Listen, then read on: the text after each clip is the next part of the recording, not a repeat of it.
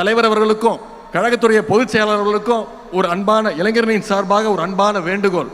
நிச்சயம் வர இருக்கின்ற சட்டமன்ற தேர்தலில் எங்களுடைய இளைஞர்களுக்கு நீங்க போட்டியிட அதிகமாக வாய்ப்பை தர வேண்டும். இளைஞர்களுக்கு கொடுக்க வேண்டும். இளைஞரணிக்கு தான் கொடுக்கணும்னு சொல்லுவேன், இளைஞர்களுக்கு கொடுக்க வேண்டும் அந்த கோரிக்கை வைக்கிறேன்.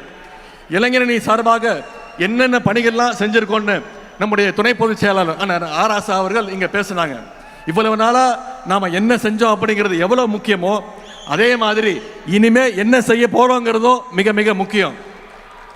அப்படி நமக்கு முன்னாடி இருக்கக்கூடிய முதல் பணி, அடுத்த முக்கியமான பணி தான் 2026 சட்டமன்ற தேர்தல் பணி. அடுத்து வர்ற 4 மாதங்களுக்கு நாம அதை நோக்கி பயணம் செய்யணும். களத்தில் கடுமையாக உழைக்கணும்.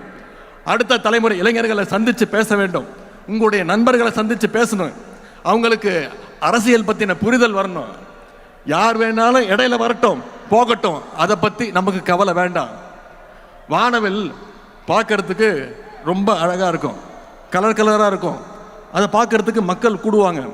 ஆனால் அது நிச்சயம் நிரந்தரம் கிடையாது. உதயசூரியன் மட்டும்தான் நிரந்தரம். உதயசூரியன் தான் மக்களுக்கான வெளிச்சத்தை தரும். ஆகவே நம்முடைய கழகத்துடைய வரலாறு, நம்முடைய ஆட்சியுடைய சாதனைகளை, தலைவருடைய வரலாறு பெருமைகளை மக்கள்கிட்ட எடுத்து சொல்லுங்க. உங்க தெருவில் இருக்கக்கூடிய 10-20 இளைஞர்களை நீங்க உங்க கண்ட்ரோல் எடுத்துட்டு வாங்க. நீங்க சொன்னா கேட்கிற மாதிரி இருக்கணும்.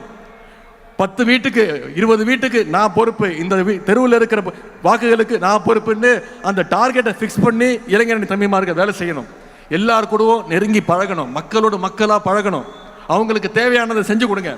தமிழ்நாட்டில் எந்த வீட்டை எடுத்துக்கிட்டாலும் நம்முடைய திராவிட மாடல் அரசுடைய திட்டங்கள் நிச்சயம் அந்த வீட்டில் ஒரு பயனாளியாவது நிச்சயம் இருப்பான். அதை மக்கள்கிட்ட தொடர்ந்து ஞாபகப்படுத்துங்க. திட்டங்களை எடுத்து பேசுங்க. மக்களை சந்திச்சு மக்களோட மக்களாக பழகுங்க. அவங்களுடைய நம்பிக்கையை பெறுங்க. இந்த பணியெல்லாம் நாம் சரியாக செஞ்சா நிச்சயம் நம்முடைய கழகம் 7வது முறையாக ஆட்சி அமைக்க போவது உறுதி.